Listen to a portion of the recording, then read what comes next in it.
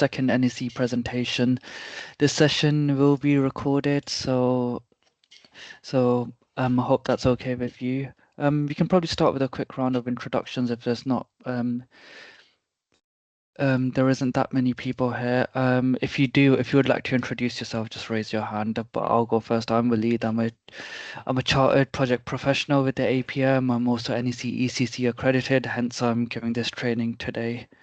Would anyone now like to go next? I can go next. So my name is Raja. I am the current chair of the Association of Muslim Project Managers. Well, I'd like to first thank Walid for taking out the time, volunteering his time to deliver the webinar series. Thank you. Okay, if anyone doesn't want to go next, we'll probably move on. Oh, sorry, Osama. Sorry, yeah, sorry, I have to go next. So my name's Osama Zubair. I work for Amy Consulting. Technically, I'm a intelligent transport systems engineer, with a little bit of project management responsibilities, and I'm hoping to move into full-time project management in the coming future, inshallah. Well, inshallah, nice to have you here. We're a team of project managers, so you're amongst friends here. Feel free to, if you need any guidance or any questions or anything, so please feel free to reach out. But I think this will definitely be of great help to you. Majid? Assalamu warahmatullahi wabarakatuh. Wa alaikum salam. Yeah, I am Sheikh Abdul Majid. I am basically a civil engineer by profession, and I have been working in Saudi Arabia for almost 12 years, and India almost 8 years. I hold 19 years of experience in different areas, but finally I was working as a project manager in Saudi Arabia for petrochemical company Sadara. I have recently relocated to UK, and I am not working right now.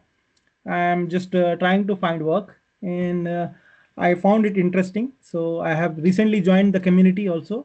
So I am just getting used to the community members in the team and seeing if I can volunteer in the team members as well. Thank you.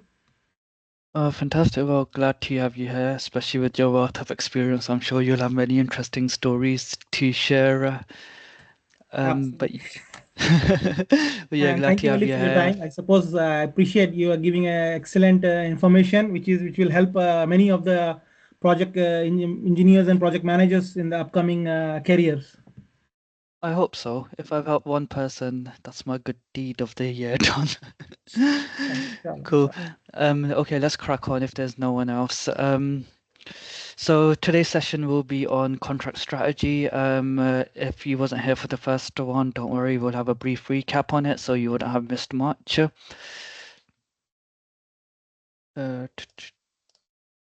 So a brief introduction on me. I've got 15 years of project management experience, both as a client, consultant, and contractor. I've worked on projects with all varying sizes. I've worked in a vast range of sectors as well: ground investigation, wastewater, and aviation. I have a bachelor's and master's in civil engineering, but most importantly, I am an ECC accredited, which is how I can help. As mentioned before, this is the second session of our series, so we do encourage participation, and it would be great if we can have you here for the entire bunch. And also, please feel free to share these to your colleagues who else may be interested as well.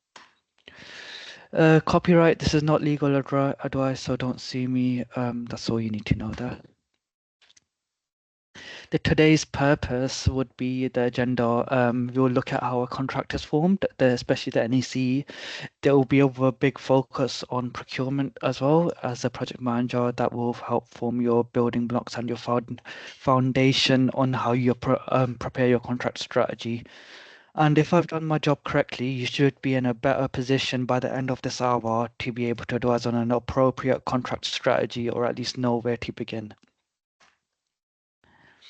I'll start off with a brief recap on the NEC family. Today's first session will be based on the engineering and construction contract, which is that one there.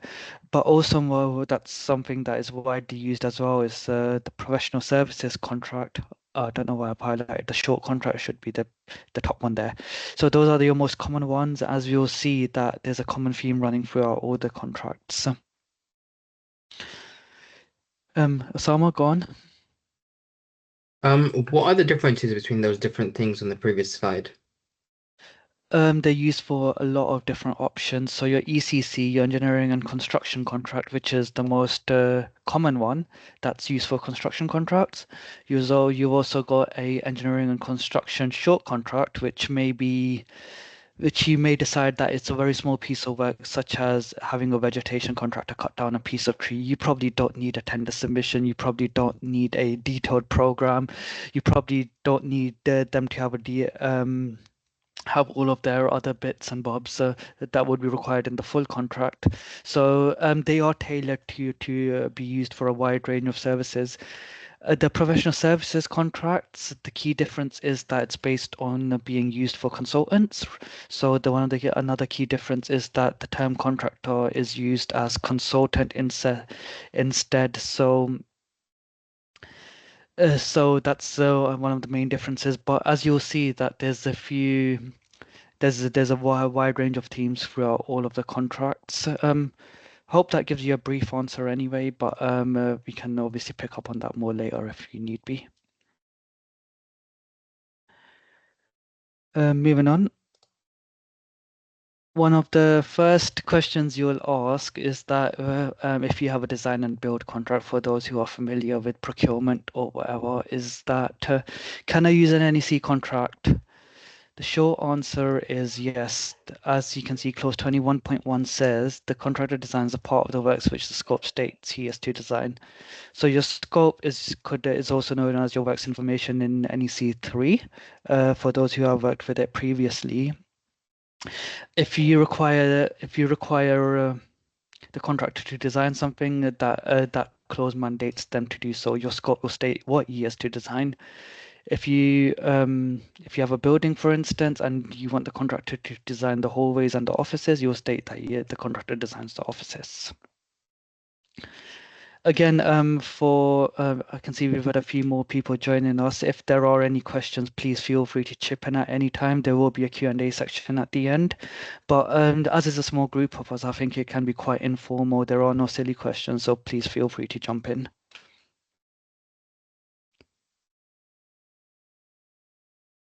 So you'll have your contractor's design in the documents. As it starts off, you'll have your tender documents, and these will be what's required, and some people call it your high-level performance requirements. That will include the scope or works information. As we just touched upon, it could include the scope provided by the contractor for his design, if you want the contractor to do some of the design itself. And there will also be an instruction to tenderers if there is design by contractor, and if clients want to see some bid, and if there is a design by the contractor, and if the client wants to see that as part of his tender submission. So we've already touched upon that, and so you'll engage with the contractor, and the next part may be for there to be a detailed design stage. For those in the water industry, they'll be quite familiar with that within the separate rebus cycles and the stage gate cycles. But for this purpose, we're going to try to keep it quite simple. You'll then have your contract data, which is again the building blocks of any NEC contract. You'll have a part 1, which is provided by the client, and a part 2, which is provided by the contractor.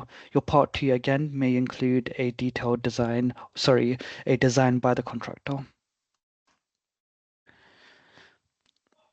So following that, you'll then build up a conditions of your contract. This will decide how your contract is going to be formed. We touched upon this on the previous session, but this will be a bit of a deeper dive.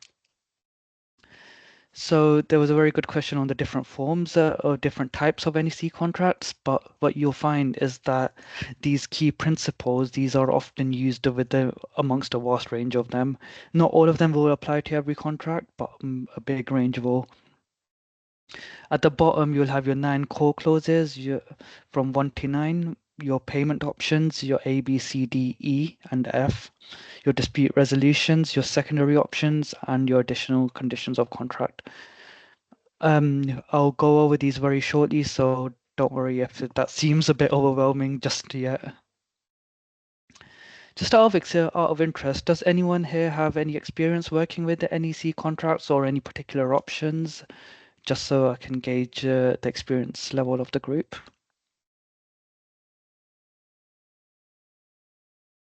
No experience for me. I have never engaged in NEC contracts, but in outside, like in Saudi Arabia, we have different type of contracts. So I have been managing different type of contracts in Saudi Arabia. Oh, brilliant. I'm just wondering, what is the most common form of contract in Saudi Arabia? I've heard it's IKME. Is that correct? Normally, we go with the specifically in the plants. No, we go with lump sum contracts, but they are item raised. Okay, then we have like a service contract specifically on the services we take. Okay. And Yeah. then we have goods, when we have goods contracts for some kind of a special equipments we are procuring something like that. Yeah. Then we have a complete like EPC contract for engineering and procurement construction completely, where we do only the feed in-house, and we go for detailed design, procurement, construction with the outsourcing the contractor from the specialized team. So these there. Then Sorry, just to chip in there. I think generally, within the Middle Eastern region, there are either FIDIC or derivatives of FIDIC, which have been changed to accommodate whatever the client requirements or the industry requirements are. But generally, for heavy civils and process, there are derivatives of. I say derivatives of FIDIC because you won't be able to recognize them as a standard form. But yeah, that is a general practice. Oh no, thank you for chipping in. I've always maybe one point I'd love to know the key differences there. The NEC gurus do say NEC does it better, but that'll be quite interesting at some point. But yeah, just to touch on the earlier point, if I can just go back a couple of slides. If you go on this slide, as you mentioned, there's different forms you've used: the professional services, the engineering and construction. There's an NEC contract for basically everything from your framework contract to your alliances contracts, your partnership contracts, consultants with professional services, and most commonly the ECC.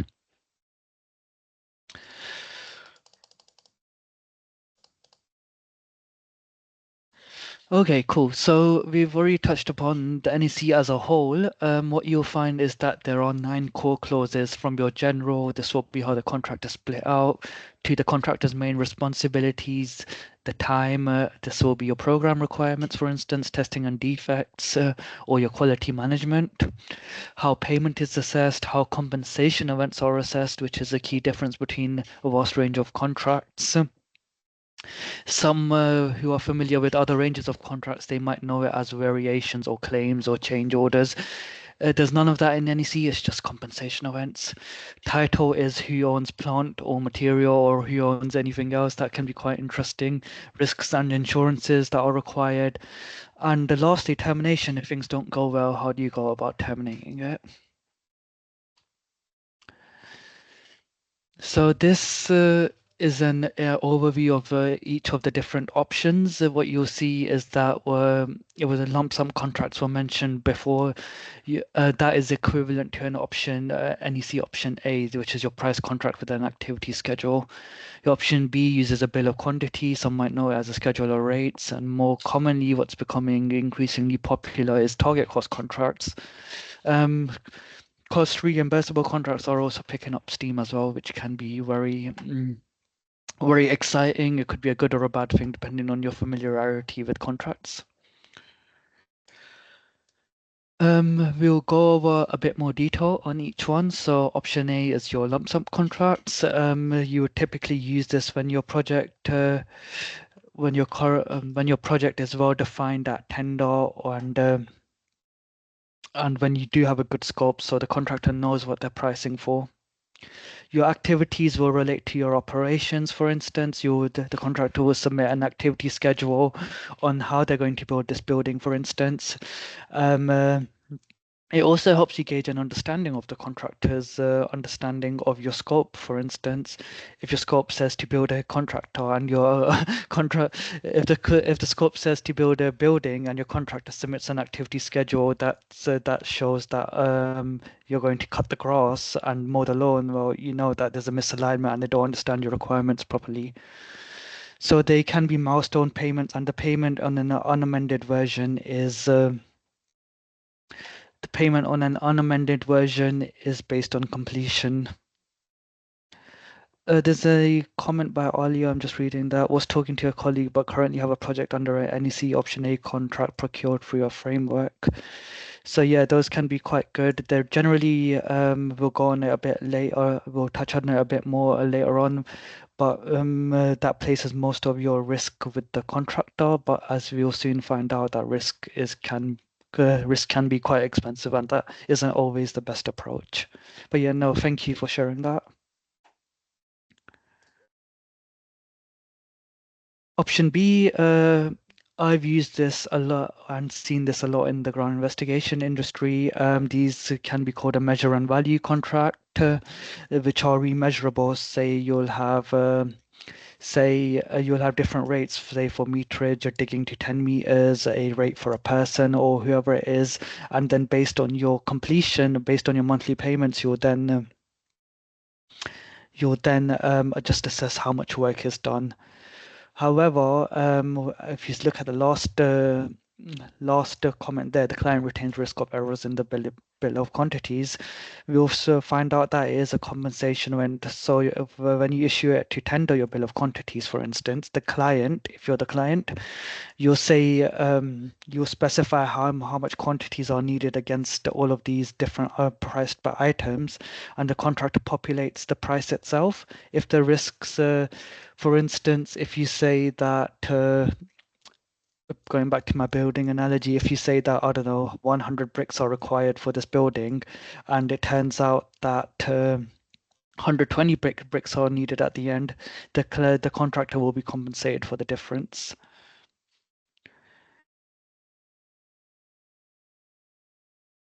Just based on that, does anyone have any experience with using NEC option Bs? I know option As are quite popular, but I haven't seen NEC option B used that much.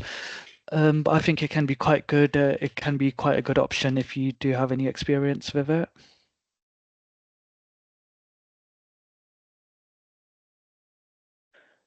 I've come across option B within supply chain, so the head contract under a framework might be an option C, but then the way they operate with the supply chain, there has been instances where the supply chain, i.e., either doing ground investigations or temporary designs, was under an option B contract. Oh, brilliant. Yeah, thank you for sharing that. I find that really interesting. Sometimes what you do get is you'll get a back-to-back contract, say with the client and the contractor. If that's on an option A, their supply chain may also use NEC option A just to have an equal allocation of risk. But I agree that having NEC option B, it's particularly common with ground investigation works and temporary works, as you mentioned, because it can be remeasured. You do have a somewhat of a scope which can be amended.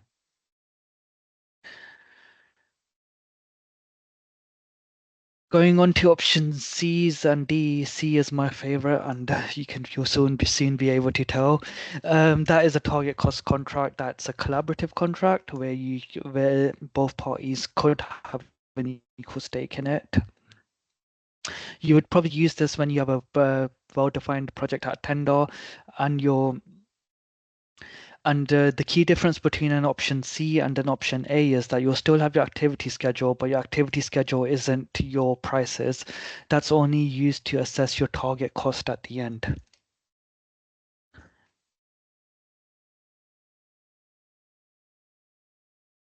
Sorry.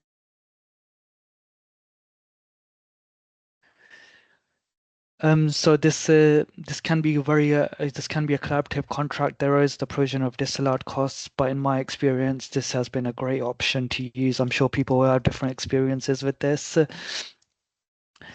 But yeah. It's very similar to an option D as well, whereas option C uses the activity schedule and option D uses the bill of quantities. The only differences from A and B is that now they now become target based. So don't be intimidated by the slide. We'll go through it we'll go through it piece by piece. So what you can see is what I said is your tender total of the prices. That's your activity schedule. This line indicates the compensation amounts on how the target moves. So because this purple line, this is what you said, the prices will be at the end. So your contractor submits its tender submission for 5.6 million. And if the final cost, because it's actual cost reimbursable, not fully cost reimbursable, it's you pay actual costs. If your final costs ends up being 6 million, for instance, that will be a pain. So both the client takes a hit on the pain, and so does the contractor based on the percentages you prescribe. It may be 50-50. For instance, for easy maths, let's say what it was tendered at 5.6 million comes up at 6 million. Both the contractor and the client will take the hit on the extra £200,000 there. Conversely, if it comes up under, say it costs 5 million rather than 5.6 million, both parties have had a savings of £300,000. I've seen huge behavioral shifts with this contract if it is applied and administered correctly. And it does really ease the burden of managing a lot of things because both parties have an equal stake in it. And does anyone have any experience with target cost contracts? Or have seen them being used on any projects?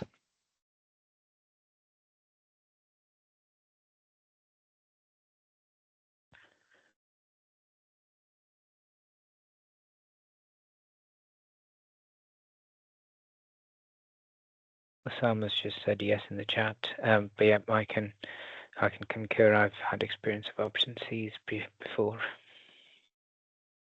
Oh, brilliant. Well, yeah, what in my experience I've noticed that it makes your life as a project manager really easy. The contractor does a lot of the work for you. They challenge subcontractor costs. They challenge program. Because both parties have an equal stake. If the goal is to have a gain at the end, as illustrated by the green line, so both parties can there's a huge savings to be made. Option E, cost reimbursable contracts, not my favorite, but there's a time and a place for everything. So what this means is that the client pays all costs for the contractor apart from disallowed costs, which is a separate topic. It can be used for projects where the scope is uncertain, or if there are time constraints, for instance, and if you need something that needs doing fairly soon, but you haven't had the time to develop the scope yet, so you may procure a contractor on a cost reimbursable contract. This is a dream for contractors because there's a guaranteed profit to be made and there is essentially almost little to no risk to them. Needless to say, it's not too good for the client.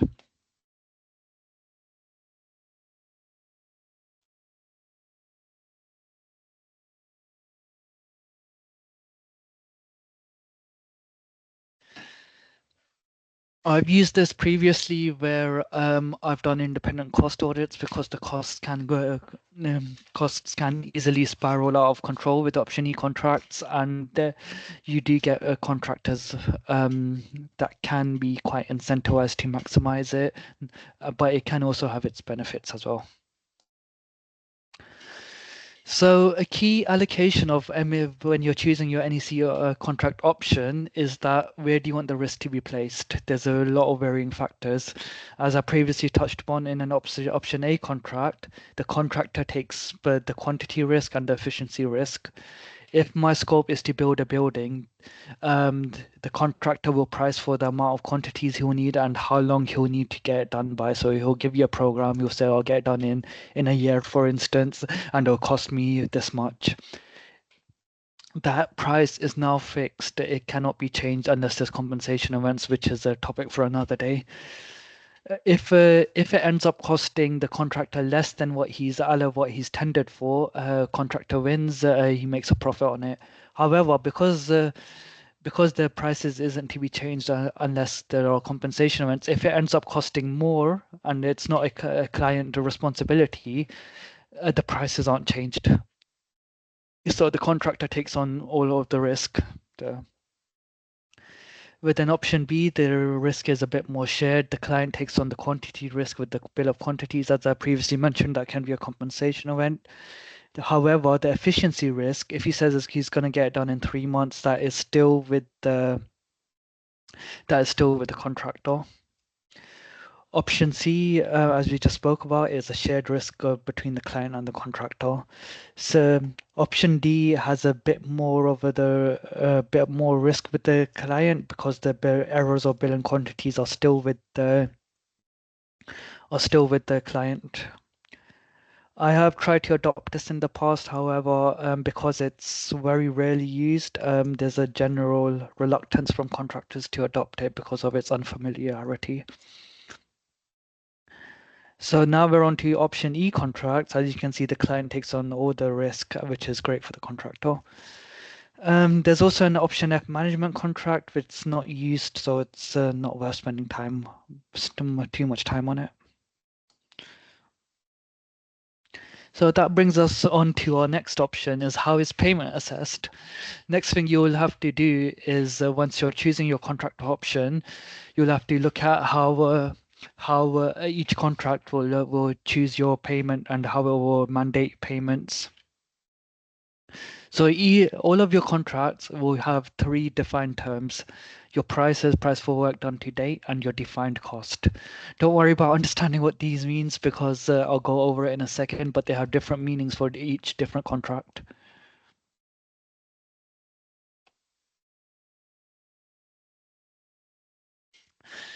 So for your payment, your prices, your activity schedule for options A and C, that's your activity schedule for your activities. For your options B and D, that can be your bill of quantity rates or lump sums if used by agreement. And E and F is your defined cost plus fee, which basically means it's reimbursable at this point. So this will assess how you do your payment and the differences in each when you're assessing your payment and the differences in each contract. So your price, you'll see a lot of acronyms, so bear with me. Feel free to jump out if nothing makes sense to you at this point, or if you're confused about something. Your PWDD, that's your price for work done to date. So on your monthly assessments, when you're assessing how much the contractor is getting paid, this is what you'll use. If you use an option A, again, payment is only paid based on a completed activity. So if I was a contractor on an option A, I'd make sure my activities are adequately broken down to ensure there's adequate cash flow. If I'm on an option B, that will be your quantities for completed work and proportions of lump sums. This is remeasurable, so you are paid on based on completed activities in your bill of quantities. CDEF, it's your defined cost forecast to be paid before next assessment plus fee. So if you're on any of the cost reimbursable or target cost contracts, not only do you pay them for the work that has been done, you'll also pay them based on a forecast of the work that is to be done for the following month. That is a key difference there.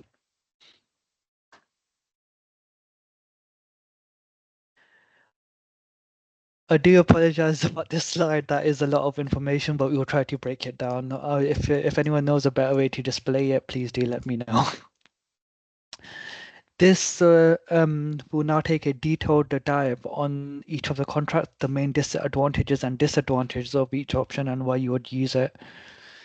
So with option A, the key advantages are the client doesn't take any risk, the contractor takes both risk.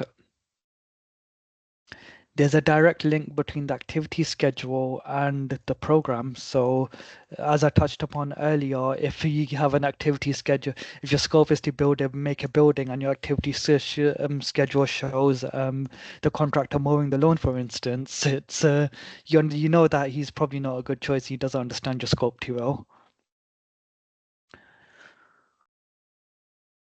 So if there are smaller contractors that not the tier ones, for instance, most of the work they've probably done in the tenure is going to be on fixed price or lump sum contracts. So there's a familiarity there. Um,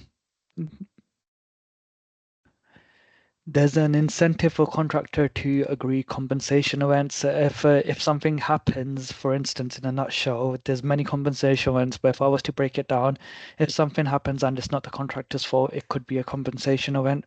For instance, there's an unidentified service that wasn't in the site information. There's a extreme weather event, for instance. That's the only way the contractor could get more money for it. There's many different compensation events other than that, but we can. But that will be for another session. There's something called the value engineering incentive, and this isn't commonly used, but one of the biggest issues with that is, say, if the contractor has a brilliant idea, um, uh, and the scope that tells you how to make a building, for instance, it specifies the use of bricks and a lot of cladding, a lot of insulation that's maybe over-engineered. The contractor has a great idea and it can save a lot of costs. What will typically happen is that there'll be a compensation event to change it that will reduce your prices, but the contractor doesn't benefit from this great idea they've had. So where the value engineering incentive adds, this is new to NEC4, it says you come up with a great idea, we'll split the costs, we'll split the savings. So the contractors are incentivized to use their expertise, their years of experience, and tell us a better way to do it, which can be quite good. I've seen this a lot in the water industry where you'll have a initial design and a detailed design. The contractor comes up with great ideas and on using less assets, for instance, and or optimizing or reusing existing assets, which can save the client a lot of money, and that can be a great way to ensure both parties win. As we know that risk transfer costs, if you want the contractor to take in all the risk, he's going to put in a lot of money in the price to allow for any risk or variances, which may or may not be good for the client at the end. There's no direct commercial incentive for the project manager to collaborate. I know that NEC is meant to be a collaborative contract with mutual trust and cooperation, but it doesn't actually incentivize the client to do so. You'll get that a lot with NEC option C contracts, for instance. There's no openness of contractor costs, so you can't see how much it actually costs the contractor. When you assess compensation events, it's based on an estimate. You can't tell them to give, excuse me, you can't tell them to give detailed cost estimates for everything. It's based on a quotation.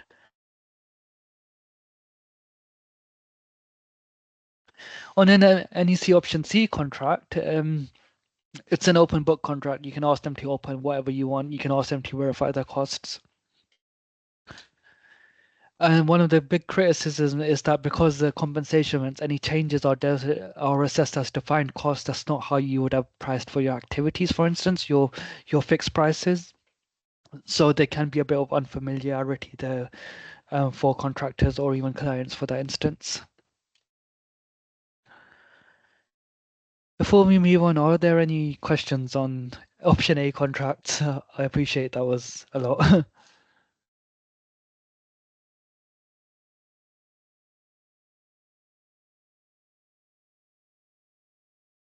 Cool, let's move on. So this sort of shows us is that in summary, when you would choose an option A contract, is when you have a well-defined scope of work where the activities can be easily broken, into individual items with a fixed price.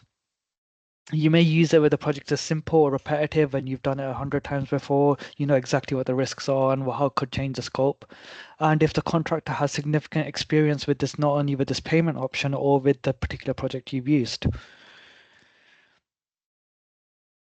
Option B contracts. This allows the client, if appropriate, to take the risk of inaccuracies in tender quantities. For what I mentioned earlier, is that the client will populate the quantities you'll need for your brick or your drilling or whatever it may be. If they're found to be incorrect, the contractor gets a compensation event, as in more time or money.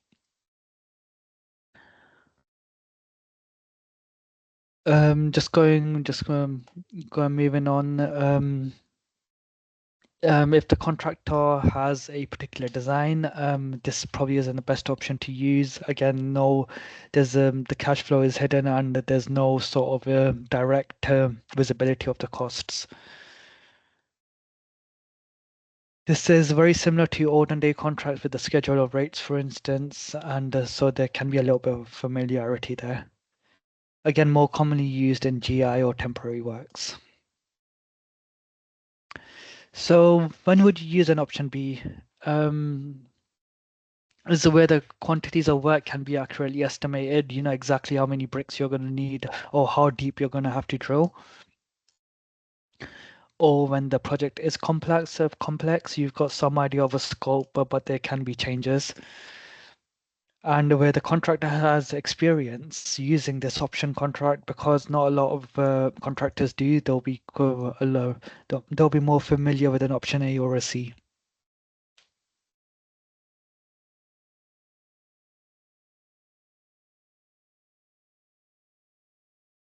On to option C, my favorite contracts are your shared target cost contracts. Uh, Project managers are incentivized to collaborate. Anything that's a contractor's risk is actually a project risk. So anything, so even with compensation events, the risk can be shared equally or whatever the split ranges are. If you want to use something called early contractor involvement, if you want the contractor to come in with their years of experience and advise on how it may be better to make this building or how or if they have a better way to do it, you can put in your secondary option, early contractor involvement.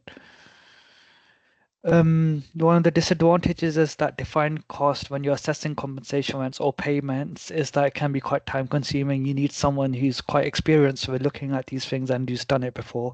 It can be a little tricky just to pick it up and go as you and do it for the first time. There's something called disallowed costs, costs that aren't justified by the contractor's accounts. This could include the contractor not giving early warnings of something that could be a risk, or whether he hasn't kept any adequate records, for instance. But that's a separate topic.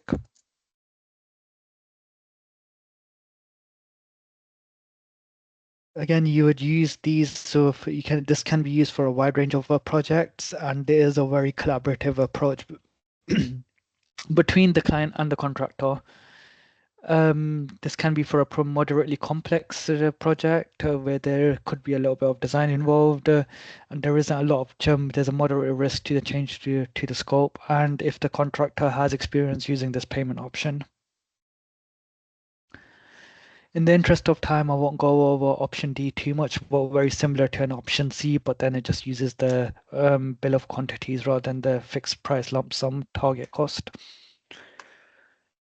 Option E, which is entirely cost reimbursable. It can be used for emergency works where the scope isn't well defined, where something needs to be done pretty soon, and you're going to almost develop the scope as you go along.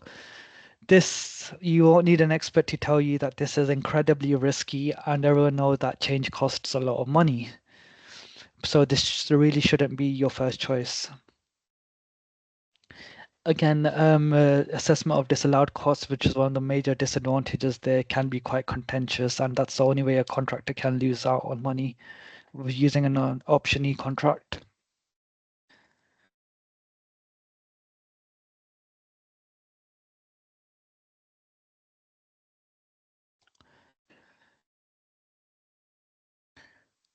Again, this can be used where the project is innovative, there is a high risk of changes to the scope, and if the contractor has a significant experience, as in he knows what he's doing, and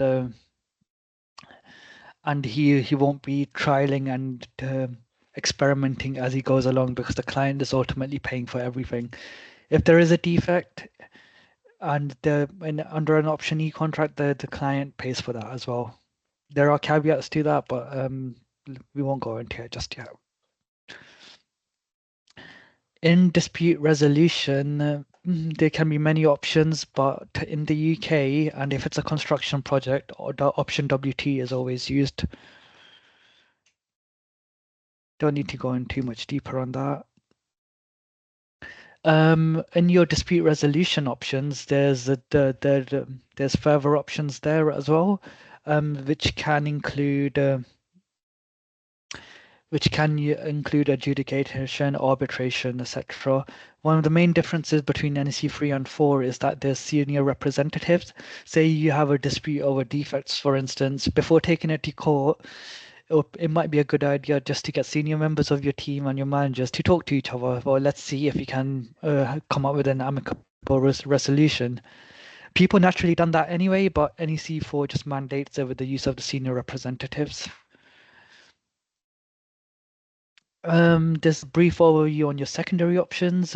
But in the interest of time, we won't go over too much of it. But there can be a document on that can be shared separately.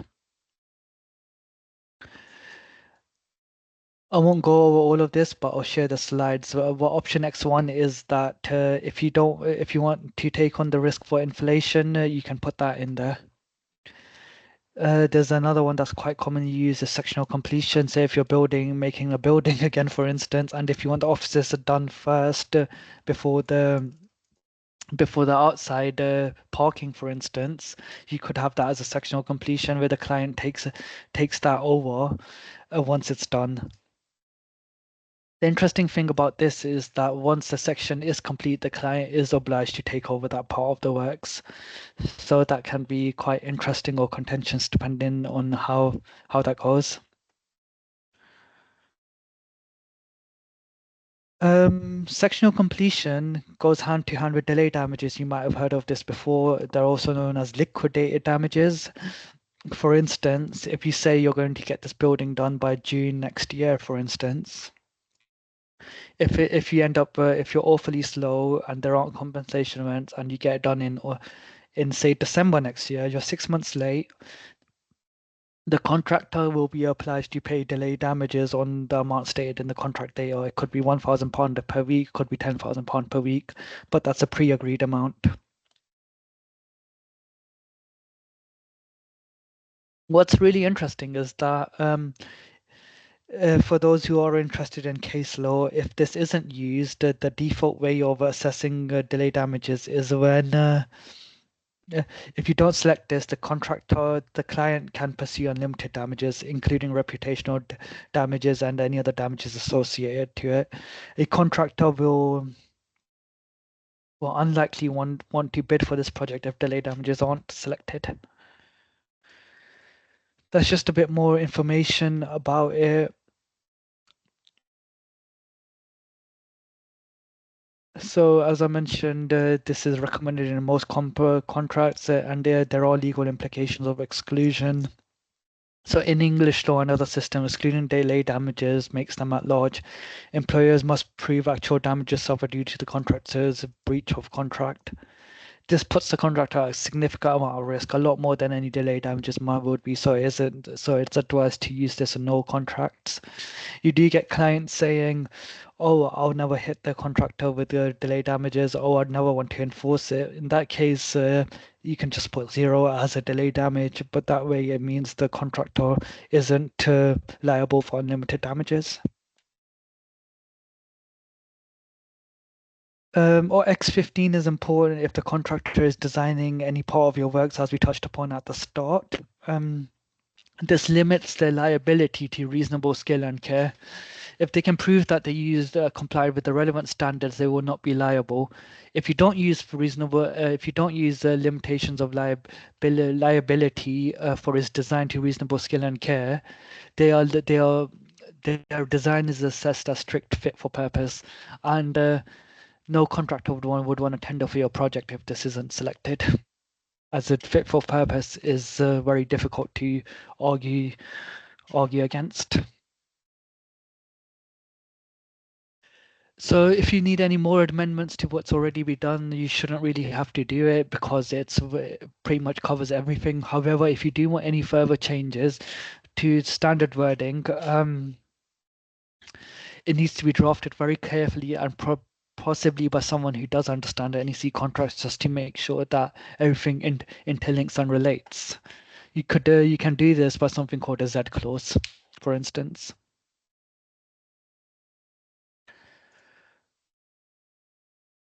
I'll skip through this part. We've covered most of it already, but these will be set in the summary slides. So it essentially shows you the documents that the client will prepare is mainly the options that will be chosen, and what the contractor would prepare. So you'll have your scope, your site information, your conditions of contract, which is just what we just covered, your payment options and your secondary options. And the bidder, the contractor or consultant, for instance, they'll selected on what they need to do, whether they need to design it or give you an activity schedule or a bill of quantities, and that could be a target contract. Once you've accepted, you'll give them a letter of acceptance or form of agreement. This is a very dense topic, so thank you for those who have stood by me. But just to sum up our thoughts, that if you do know that a good scope is critical, it doesn't matter what payment you choose or secondary option you choose. If your works information or scope is a piece of crap that doesn't make any sense, there will be a lot of changes, and every change to that will be a compensation event. The contractor would get a lot more monies. So arguably, even more important than the payment options is getting your scope and then make sure risk allocation is clearly defined.